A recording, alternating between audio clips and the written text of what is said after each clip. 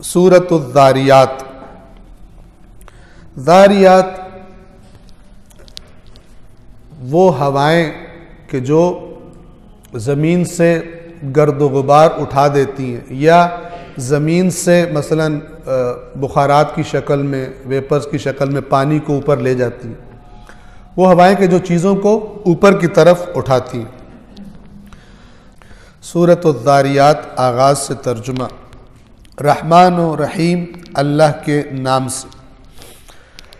कसम है बिखेर कर उड़ाने वालों की, वालियों की, यानी उन हवाओं की, फिर बोझ उठाकर चलने वाले बादलों की, फिर बोझ उठाने वाले बादलों की, फिर तेज रफ्तारी से चलने वाली कश्तियों की, फिर उमूर को तकसीम करने वाले फरिश्तों की।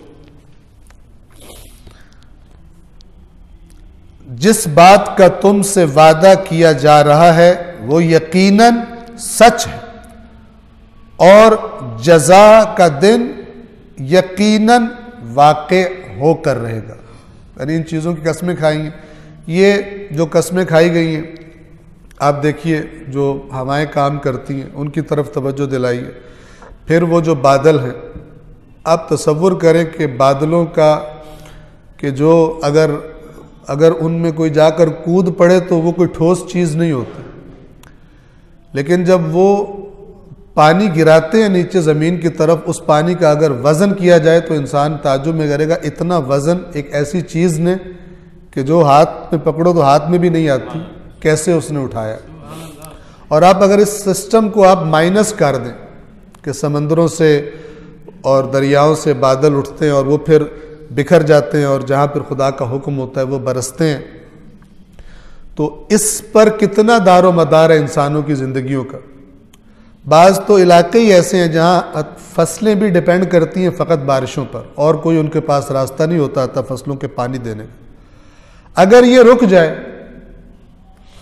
ये जो पहाड़ों पर बर्फ़ जमती है और बाद में ग्लेशियर्स पिघलते हैं और दरिया आते हैं और फिर उससे इरिगेशन होती है, नहरें और फलान और पता नहीं क्या क्या होता है, अगर ये सिस्टम रुक जाए तो कितना क्या असर पड़ेगा इंसानों की ज़िंदगियों पर। और आप देखें समंदर का पानी आपने चखा होगा,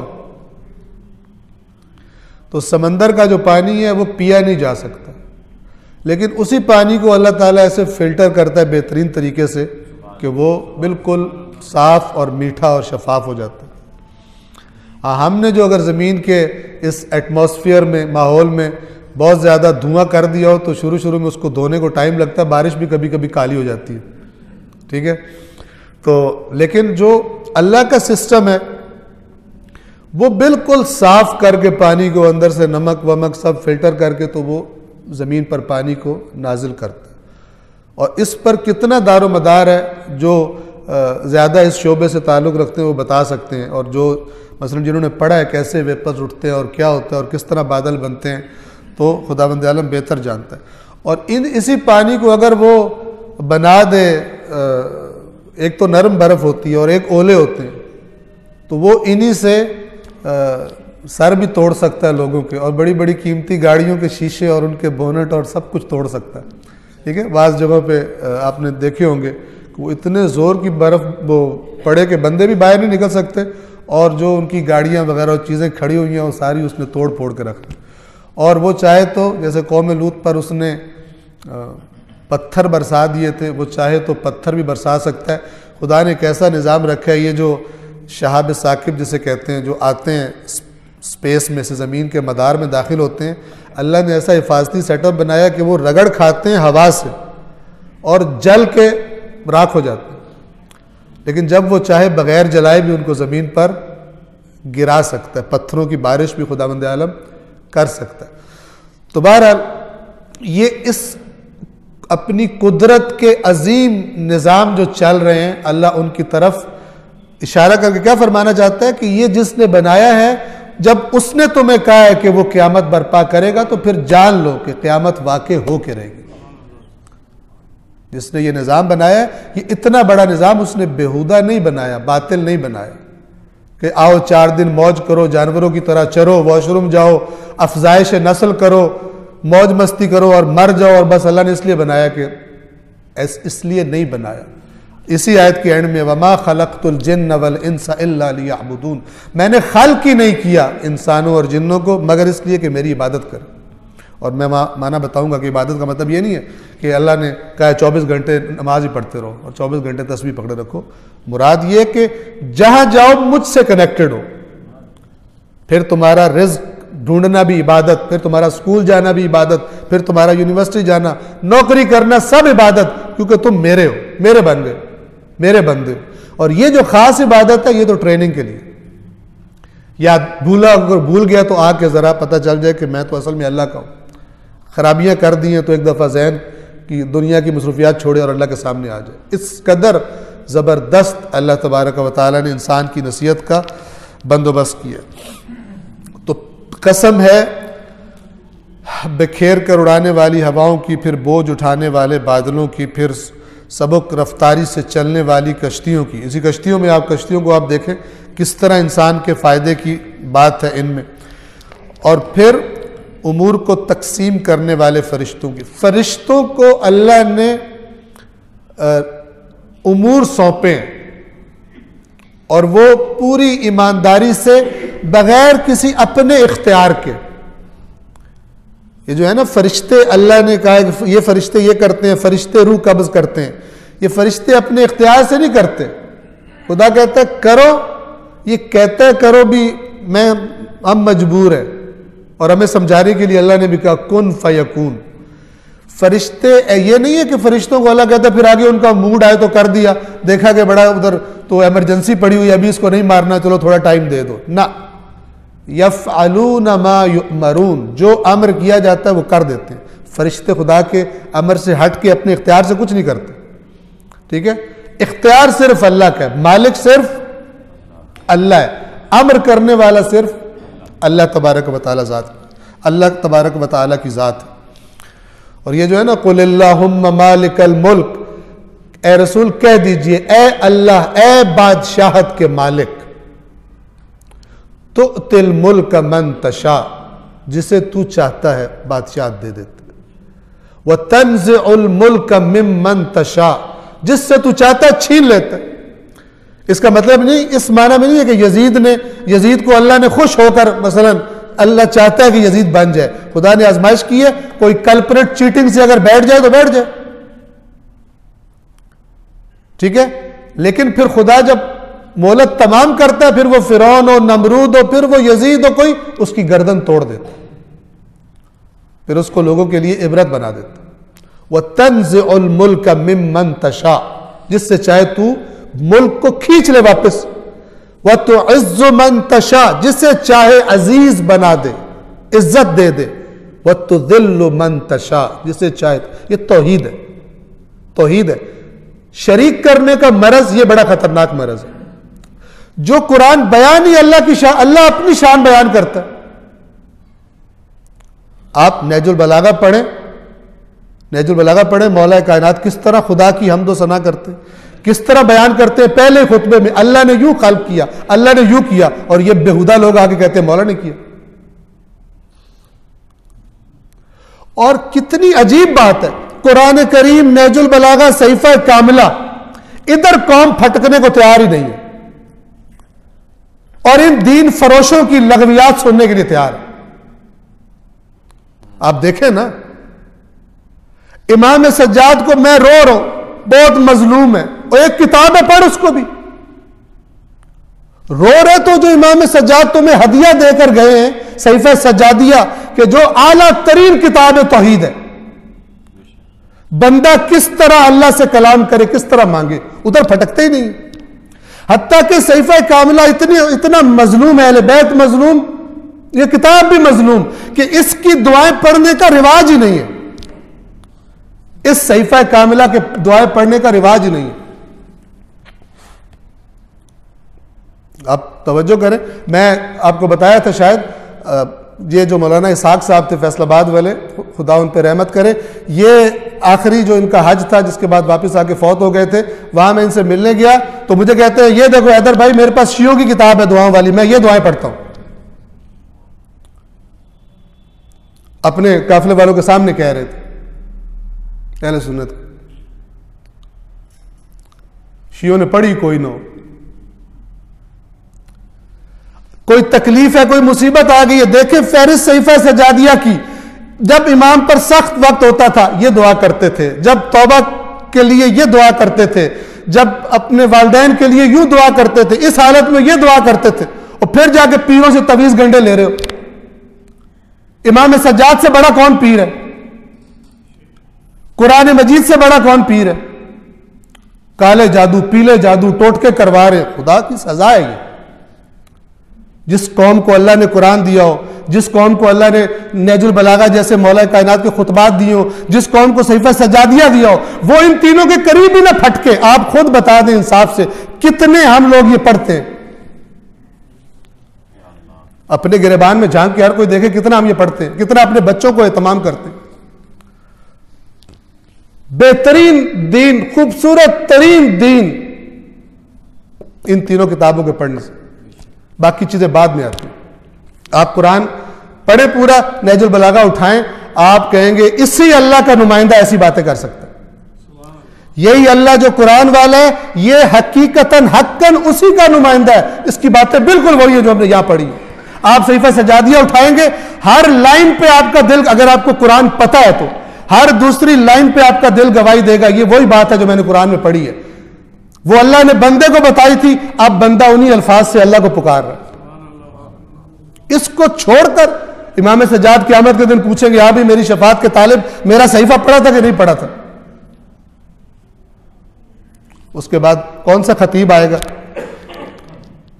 कौन से शेर काम आएंगे, कौन से सुरीले लोग काम आएंगे वहां पर, जो गानों की धुनों पर नचा रहे होते हैं, बड़ा नेमुल बदल, बेहतरीन ऑल्टरनेट गानों का। उनको पता है कौम बाकी 11 महीने गाने सुनती है टिका के, तो उसी हिट, साल भर के हिट गानों की धुन पे उनको ऑल्टरनेट दे देते, और वाह वाह और सुभान अल्लाह और माशाअल्लाह, और लाखों रुपया लेकर, और ऐसी की तैसी कौम की, माजरत चाहता हूं मैं, ये लफ्ज मेरी जुबान से निकला, गलत वो करते हैं, गुमराह करते हैं लोगों को। अहले बैत पाक है, तो वो जो गंदे गाने हैं, लगवियात वाले और बेहुदा बातों पर मबनी गाने, उनकी उस निजासत को अहले बैत की तारीफ में क्यों मिक्स करते हो? क्यों पाकीज़ा चीज में निजासत मिलाने की कोशिश करते हो? तुम नहीं कहते रिज्स को दूर किया, तुम क्यों रिज्स को करीब लाते हो? वो रिज्स है जिसको बनाया ही इंसानों को गुमराह और शहवत परस्त बनाने के लिए बनाया जाता है। जो उन फिल्मों में गाने बनाए जाते हैं, उसके मोहताज है अहले बैत की तारीफ, उसकी मोहताज है। ये अल्लाह ताला अनकरीब पकड़ेगा और पूछेगा, ना तुमने कुरान पढ़ा, ना तुमने नहजुल बलागा पढ़ी, ना तुमने सहीफा पढ़ा, तुम शिया कहां से थे? अली का शिया, जिससे मोहब्बत होती है, आप तवज्जो करें, तसव्वुर करें, इंसान को अगर किसी से मोहब्बत हो जाए ना, वो कहे बैठ मेरी बात सुन, सारी रात बिठाई रखे और दिन को पूछे थकत, अगर हो इश्क हकीकी, और दिन को कहे ना कि आप थके तो नहीं है, मैं बातें करूं, आप कहेंगे मैं नहीं थका, बेशक शाम तक फिर बातें करते रहो। और ये मौला अली का इश्क है, नहजुल बलागा के पास नहीं पटकते, ये कौन सा इश्क है? अपने गिरबानों में झांकने की बात है। अल्लाह पूछेगा, हमारे बच्चे भी कहेंगे क़यामत के दिन कि अब्बा ने क़यामत के दिन गिरबान पकड़ेंगे। ये जो है ना बाप बेटे से भागेगा, ये ना समझे कि ये दूसरों के लिए आयात है, जिन्होंने नाफरमानी की होगी उनके लिए आयात है। वालिदैन बच्चे पूछेंगे, खुदा से कहेंगे, अगर ये मेरा बाप चाहता मुझे तेरी बातें बता सकता था, मेरी अच्छी तरबियत कर सकता, इसने मुझे दुनिया में गर्क कर दिया,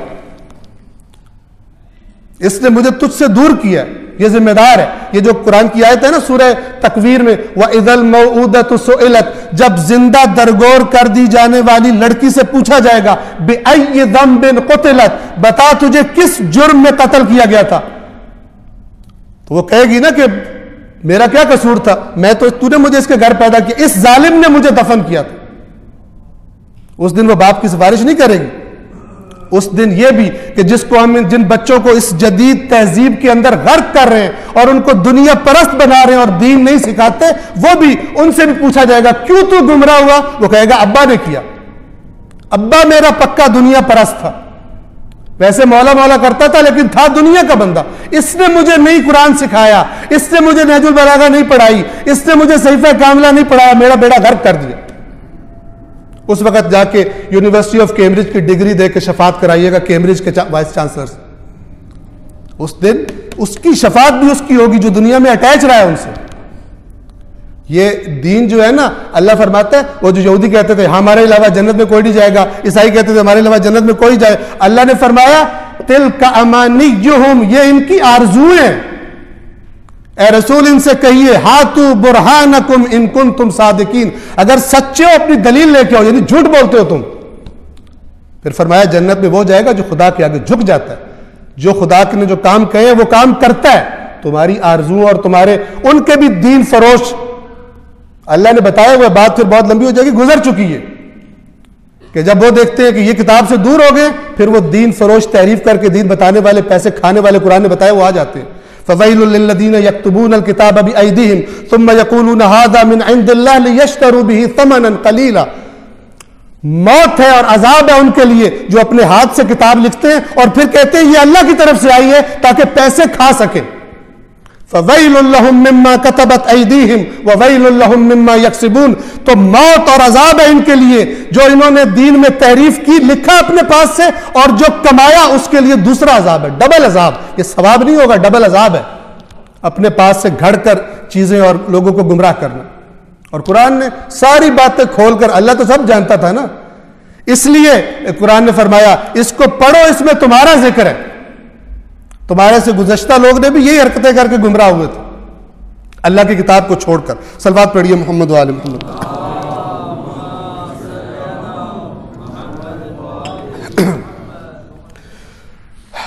जिस बात का तुमसे वादा किया जा रहा है वो यकीनन सच है और यकीनन जजा का दिन वाक़े होकर रहेगा।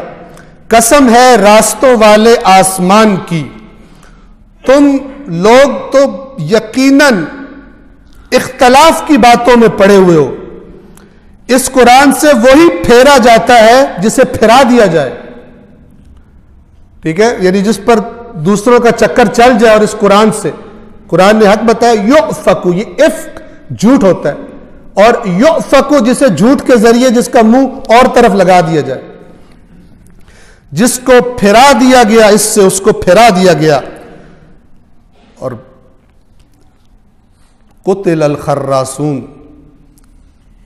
झूठ बोलने वाले मारे जाएंगे। खर्रास किसे कहते हैं? खर्स कहते हैं अंदाजा लगा के बात करना, यकीनी बात नहीं, अंदाजों पे हवाई फायरिंग वो करना। और चूंकि आमतौर पर गुमान वाली बात झूठी होती है, इसलिए फिर अरबी में खर्स झूठ को भी कहा जाता है। और खर्रास कहते हैं जो दबा के झूठ बोलता हो। फरमाया कुतिल अल खर्रासून, कुतिला यानी कत्ल कर दिए गए, यानी कत्ल कर दिए जाएंगे, मारे गए, आज मारे गए वो जो झूठ बोलते हैं, झूठे हैं, जो अपनी जहालत में गर्क, गफलत में पड़े हुए, ना कुरान पढ़ा, मैं अपने लफ्जों में कह रहा हूं, ना कुरान पढ़ा, ना नहजुल बलागा पढ़ी, ना सहीफा कामिला पढ़ा, और मेरी जितनी मार्फत ही किसी की कोई नहीं। और जो कुरान में ये लिखा है और तुम बेमार्फत हो, हमें मार्फत है, मार्फत जो है यूं कर दो तो मार्फत वो कर दो। ये कुरान के बगैर पता नहीं मार्फत कहां से आई। जो जहालत में गर्क, गफलत में पड़े हैं, पूछते हैं क़यामत कब आएगी, ये कब आएगी, ये रिकॉर्ड नहीं आएगी। और दूसरा वर्जन ये है कि दो तरह के लोग गुमराह होते हैं, एक तो क़यामत का इनकार कर दो, और एक दूसरे गुमराही जो जिसमें हम ज्यादा मुब्तला हैं। क़यामत आएगी, हम क़यामत को मानते हैं, तौहीद, अदल, नबूवत, इमामत, क़यामत हम मानते हैं। मेरे बच्चे को पूरे उसूल दीन याद है, वो क़यामत कहता है, मैंने याद कराए। अच्छा आएगी सही, लेकिन मुझे कुछ नहीं कहेगी, मेरे तो सारे माफ हैं। ये लगवियात वाला जो अकीदा है, खिलाफ कुरान, खिलाफ फरामीन अहले बैत। पढ़े जाकर उसूल काफ़ी, किताबुल ईमान वल कुफ्र में अहले बैत अतार की रिवायात। जो क़यामत के दिन कहा गया जो हकीकी शिया होगा वो यूं होगा, वो समझते हैं हम हैं। और मैंने कहा था कुरान कहता है दुनिया में मोमिन की निशानी है वो डरता है क़यामत के अजाब से। जो यहां डरता है वो वहां खुश होगा। जो यहां समझता है मुझे कुछ नहीं होना, उसको पता चल जाएगा किस तरह अल्लाह ताला ने पकड़ करनी। और अहले बैत अतार ने, कुरान ने भी हद कर दी है बताने में, और अहले बैत अतार ने भी तफसीलात और बातें मुख्तलिफ तरीकों से बताने में हद कर दी, लेकिन वो हमारे सिलेबस में शामिल नहीं है। और आउट ऑफ सिलेबस पेपर आना कोई नहीं है, हमारा जो सिलेबस है उसी में से पेपर आना है। ये इंसानों को गौर करना चाहिए। पूछते हैं जज़ा का दिन कब आएगा, और जवाब देखिए अल्लाह किस तरह फरमा रहा है। ये नहीं कह रहा कब आएगा, फरमा रहा है आएगा जिस दिन ये लोग आग पर तपाए जाएंगे, तब आएगा जब ये आग पर तपाए जाएंगे। अपने फितने का मजा चखो, ये वही है जिसकी तुम्हें जल्दी थी। क्योंकि बाज़ अंबिया को कहते थे अगर तू सच्चा है तो ले आ, फिर हम पर ले आ। और उसके बाद आयत नंबर 15 से फिर साहिबान तकवा का तज़किरा है। यकीनन साहिबान तकवा जन्नतों में और चश्मों में होंगे। जन्नतें जहां पर पानी के चश्मे बहते होंगे, और ये अरबों के लिए एक बहुत ही जबरदस्त बात थी, बड़ी नेमत थी, चूंकि सहराई इलाके में रहते थे, पानी के मसाइल का शिकार थे। उनके रब ने जो कुछ उन्हें दिया उसे वसूल कर रहे होंगे, यानी खुदा उस वक्त नेमतें दे रहा होगा और वो वसूल कर रहे होंगे। ठीक है ना, आओ तुम्हारा बॉन्ड निकल आया, आओ पैसे करोड़ों ले जाओ यहां से, और वो खुशी खुशी अपना वसूल कर रहे होंगे।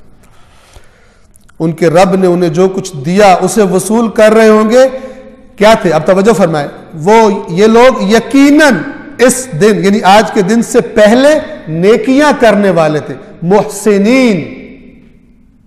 और वो भी जो यहूदियों और ईसाइयों के जवाब में कहा गया कि हम जन्नत में जाएंगे, वहां भी जवाब ये है मन अस्लम वजहहु लिल्लाह व हुवा मुहसिनुन, जो खुदा के आगे तस्लीम है, झुक गया और मुहसिन है, नेकियां करने वाला है। और यहां क्या कहा जा रहा है जन्नतियों के बारे में, इन्नहुम कानू क़ब्ल ज़ालिका मुहसिनीन, ये इससे पहले मुहसिनीन थे, नेकियां ही नेकियां करते थे।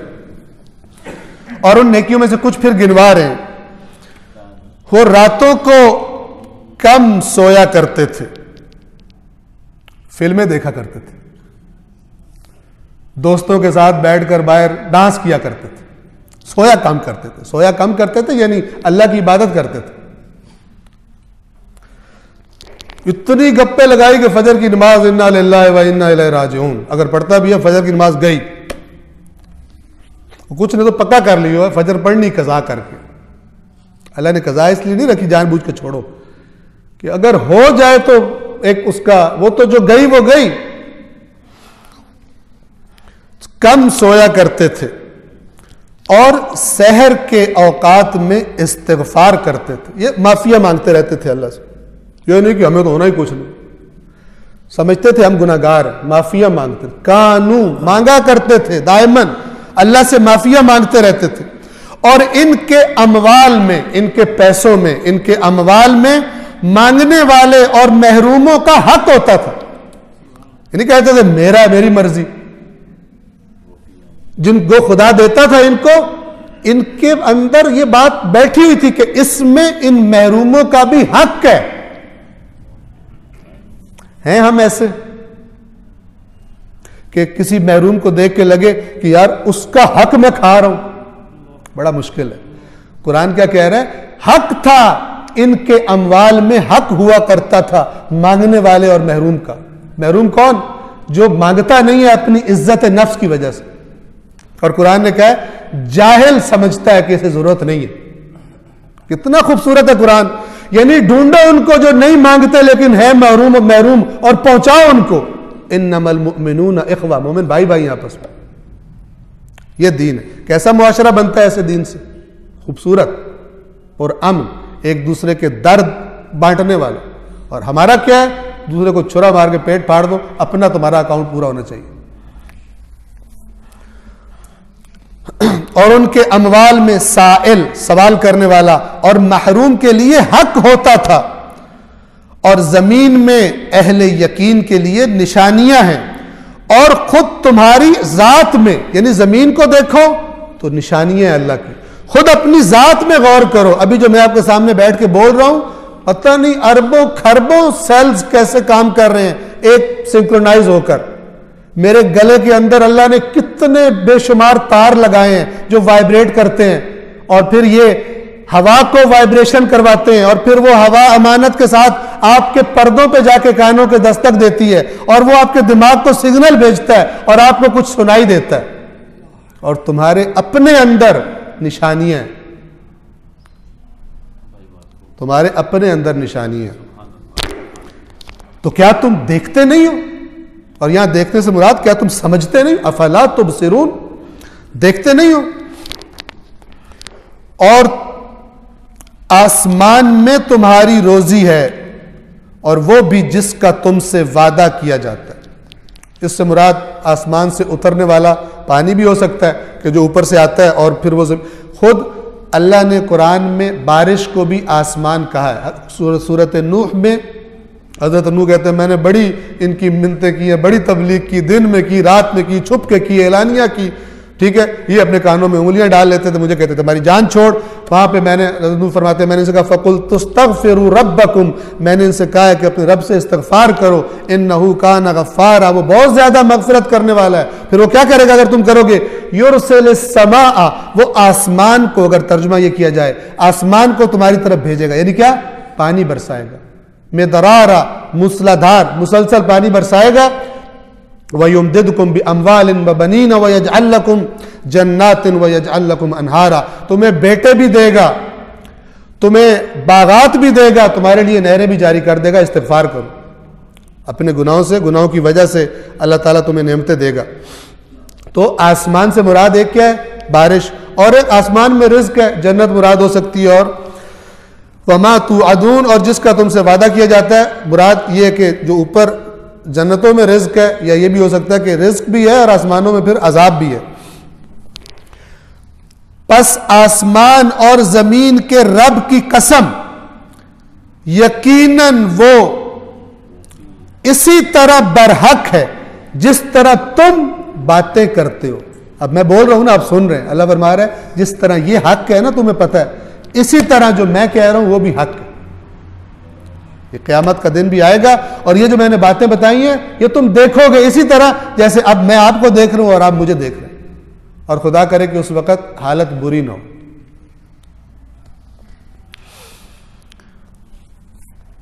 और यहां से फिर आयत नंबर 24 से हजरत इब्राहीम का किस्सा शुरू होता है, और ये कुरान का तरीका है, नसीहत कर करके फिर गुज़श्ता कौमों की तरफ पलटता है, और ताकि लोग फिर इबरत लें।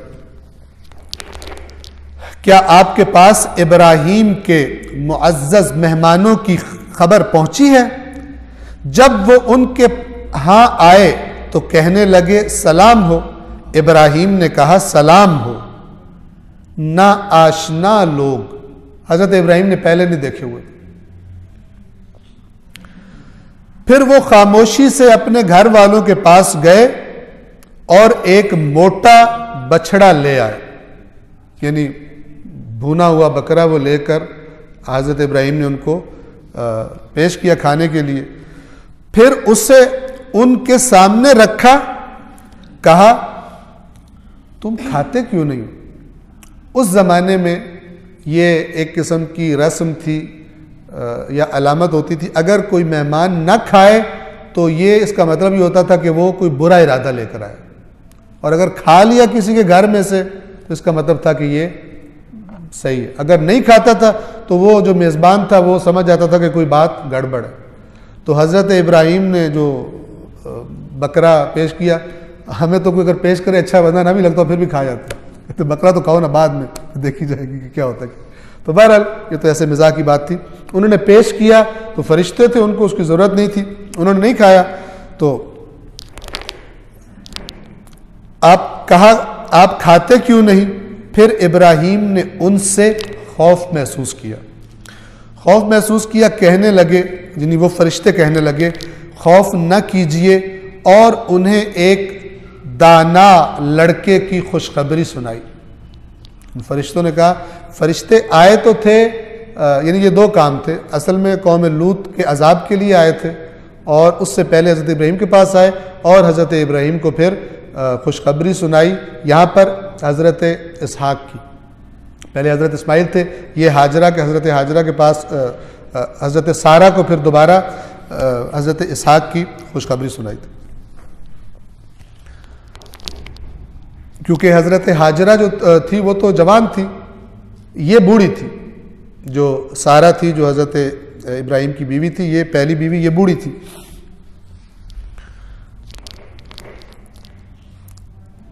और उन्हें एक दाना लड़के की खुशखबरी दी तो उनकी ज़ौजा चिल्लाती हुई आई और अपना मुंह पीट कर बोली, मैं तो एक बुढ़िया और बांझ हूं। यानी ये कैसे हो सकता है कि मुझे बच्चा होगा? जाहिर बात है, बहुत ज़्यादा उम्र हो चुकी थी और उस ज़माने में जो एक ज़ाहिरी निज़ाम है उसके मुताबिक औलाद नहीं हो सकती।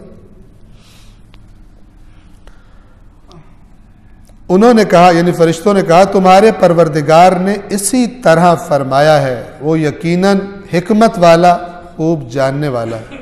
तो ये खुशखबरी से जब ये बात हो गई, अब फिर हज़रत इब्राहिम ने पूछा, भी आप एक्चुअली आए किस लिए हो? फमा खतबुकुम, तुम्हारा असल मुहिम जो है वो क्या है? इब्राहिम ने कहा, ए अल्लाह के भेजे हुए फरिश्तों, आपकी असल मुहिम क्या है? उन्होंने कहा, हम एक मुजरिम कौम की तरफ भेजे गए हैं ताकि हम उन पर मट्टी के कंकर बरसाएं जो हद से तजावुज करने वालों के लिए आपके रब की तरफ से निशान ज़दा है। यानी किस पत्थर ने किसको मारना है अल्लाह ने मुय्यन कर दिया, गाइडेड है। यानी अल्लाह ने लिख दिया कि तू इसको लगेगा और इसको मारेगा, मुसव्वमतुन, जिन पे अलामत लगी होती है, ठीक है ना, कि ये जब जाएगा तो इसने किसको लगना है। तो आपके रब की तरफ से हद से तजावुज करने वालों के लिए निशान ज़दा है।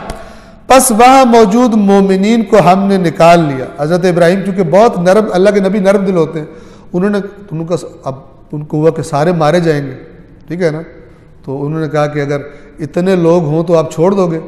फरिश्तों ने कहा कि छोड़ देंगे। तो हज़रत इब्राहिम ने फिर कहा कि वो तो बुरे लोग ज़्यादा है, फिर कम कर दी तादाद, इतने हो तो छोड़ दोगे? उन्होंने कहा इतने हो तब भी छोड़ देंगे। हज़रत इब्राहिम ने फिर उनको पता था कि इतने भी ख़राब हैं, फिर कम करते आए, तो आखिर में उन्होंने फरमाया, फरिश्तों ने उतने ही अफराद बताए जितने हज़रत, अगर मैं गलती नहीं कर रहा इसमें, चूँकि ये यूँ इस तरह कुरान में नहीं है, तो बहरहाल जो कुरान बता रहा है वो ये कि जो मोमिन थे हमने निकाल लिया, जितने भी मोमिन थे उनको निकाल लिया और बाकियों को अल्लाह ने फिर उसी तरह उस अजाब से गर्क कर दिया। बस वहाँ मौजूद मोमिनीन को हमने निकाल लिया और वहाँ हमने एक घर के अलावा मुसलमानों का घर ही कोई नहीं पाया। यानी सारे के सब जो थे वो उसी गंदी आदत में मुब्तला हुए थे और या उनके हामी थे। और मुस्लिम वो होता है कुरानी मुस्लिम, पैदाइशी मुस्लिम और कुरानी मुस्लिम में काफ़ी फ़र्क है। पैदाइशी मुस्लिम तो वो भी हैं कि जो आधा मुल्क खा चुके हैं, और पैदाइशी मुस्लिम वो भी हैं जो 5000 में बंदा मार देते हैं, और पैदाइशी मुस्लिम फिर यहाँ गिनवाने पे आए तो फिर पता नहीं क्या क्या सामने आ जाएगा, ठीक है, वो नहीं, जो कुरानी मुस्लिम। कहा हमने उस घर के अलावा मुसलमान देखा ही नहीं वहाँ पर।